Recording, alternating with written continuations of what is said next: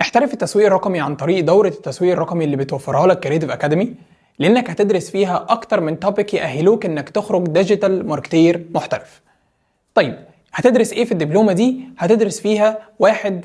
سوشيال ميديا ماركتينج، هتقدر تتخصص في اكتر من بلاتفورم زي فيسبوك، انستجرام، لينكد ان، يوتيوب، سناب شات وتيك توك. هتدرس فيها الكوبي رايتنج وانشاء المحتوى البيعي اللي تقدر تبيع فيه المنتج او الخدمة بتاعتك بمنتهى البساطة.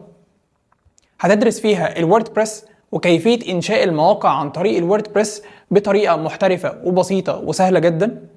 هتقدر تدرس فيها ال SEO وكيفية تهيئة الموقع الإلكتروني بتاعك عن طريق جوجل، وإزاي ممكن تخليه يظهر في أول نتائج البحث أو يتصدر أول نتائج البحث.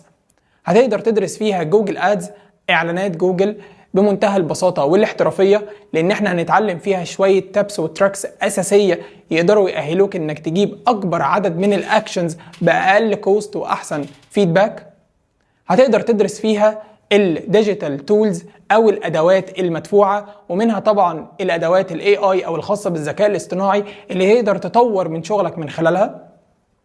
وهتقدر تدرس فيها الماركتينج بلان أو الخطة التسويقية، ازاي ممكن تحدد خطة تسويقية كاملة للبروجكت بتاعك قبل ما تبدأه، وايه هي الخطوات، وده اللي احنا ان شاء الله هنتأسس فيه اثناء الدبلومة بتاعتنا.